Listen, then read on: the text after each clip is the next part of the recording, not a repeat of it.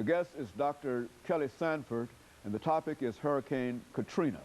And of course, Dr. Sanford, we promised during the last segment that we'd give you an opportunity to talk about some of your research in reference to Hurricane Katrina and some of the impact that this hurricane has had on students specifically. And let's have you to continue that now. Okay. As I mentioned, at Tennessee State University, we contributed to helping a lot of the students that experienced that disaster, and we brought them there and they took many of our classes. What prompted me to try to do some interviews with some of them is I had several in my class. And they would come in and you would never know it, just like any other student. But they carried the burden of Hurricane Katrina with them. So I saw that as a problem. And so I had an opportunity to then interview several of those students that experienced indirectly Hurricane Katrina. Fortunately, they were at an institution of higher learning and may not have been at home at that time, but they survived it. But they were able to share the stories of their families, also intergenerationally, how not only were their families impacted, but their grandparents, great-parents, and then sometimes great-great-grandparents. So we're talking about 5 generations of family members that were there. And they were able to tell the story of Hurricane Betsy back in 1965, and other disasters that had occurred there with hurricanes over the time, and how it was a very close-knitted type of a family and background and intergenerational for them to survive and to make it over time period. They talked about the Ninth Ward being, as far as economics is concerned, very poverty-stricken, but as far as family was concerned, very rich in values and cultural values and extended family and schools and the church and those types of things. Those were just totally lost.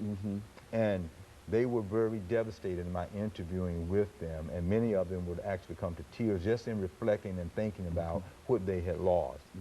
And they also talked about how they felt things could have been solved a lot better from our government if they had had an interest in trying to help the people, knowing that this disaster was there. You see, we live in a highly technological society today, and they were able to predict the power of this Hurricane Katrina, you know, prior to it getting there. So they had ample time to have gone in and helped people to evacuate, and they didn't do that. So these students shared in depth how it disrupted their families, how it disrupted them, their family members are living in different places throughout the United States. And in many instances, their brothers and sisters were not able to stay there and to finish their school or to go to their proms. And they just lost their churches and some of the other major institutions that were in that particular area. So as I talk with them, they continue to talk about and to reflect on how they felt that our government failed them, that how FEMA that was a consistent theme with them. That was a very consistent theme with them, that they did not come in and help. And another theme that I've already mentioned, they continue to say that the engineers had shared with this particular administration that levee needed to be repaired. The proposals had been sent in. They knew about it even from 1965 to the present, and nothing was ever done. So they felt, yet again, they were being discriminated against and were not looked at in a humanistic way.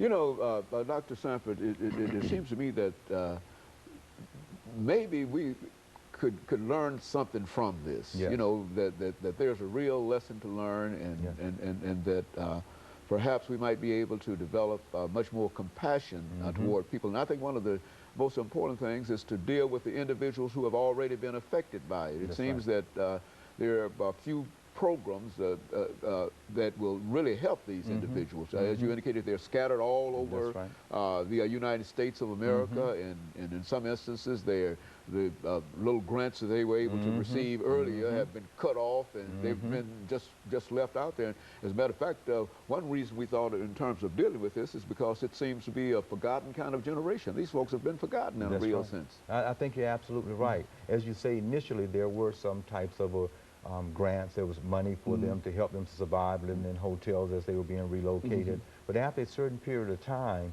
that was the end of it. And so people were then without. And so they were just devastated. And many of the people that I interviewed talked about that devastation and hardship. Again, they felt that the government had failed them because this was something that was preventable, but now here we are a year later, and many are still dislocated, many still don't have homes and without property, and many own the property that, in which they lost, and they're without housing. And there have been other case studies of people, even when our president went to that particular area, made promises to certain people. You saw images of his hugging them, saying, we're going to be there to help you, and a year later, those individuals still have not been helped.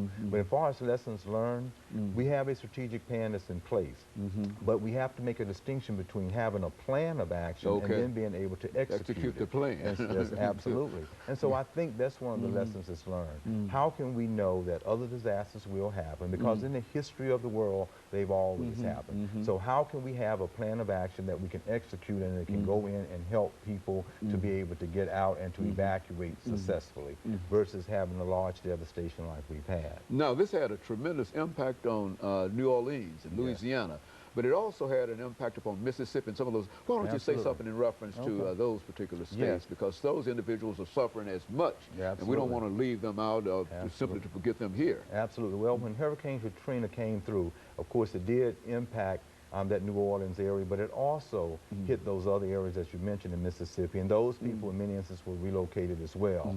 The devastation was just larger in the New Orleans area because of that levee, and when that water broke, it went in and devastated them in a much vast type of a way. But as you say, in Mississippi and other areas, it hurt those people as well. Some are still dislocated, and some have not rebuilt, and they are still living in very unusual circumstances.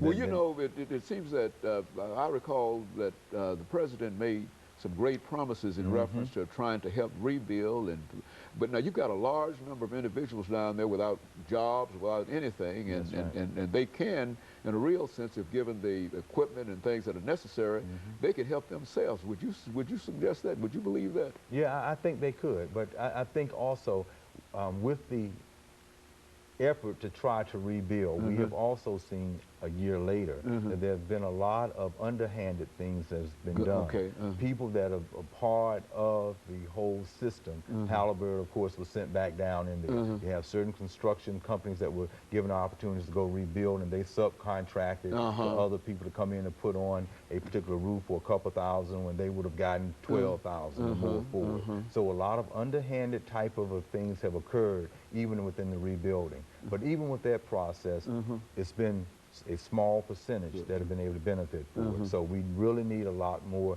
assistance from the government to try to help those that have been dislocated, to try to rebuild that particular area. And I would hope, in conclusion, that that Ninth Ward could bring people back so it could have the rich culture, because the way we know Orleans, the way we know of New Orleans actually came from those particular areas of that Ninth Ward, and we hope that will be able to be rebuilt. But the theory is that somehow the French quarters, which has always been high up, even during the days of slavery, in a real sense, where because the Ninth Ward really represented where slaves were and other groups were, and these were expendable groups, so to speak. And so the theory is to suggest that perhaps they would now use this opportunity to expand the French Quarter area and build that area up and leave the folks where they are in Texas and all over Tennessee and Alabama. And is that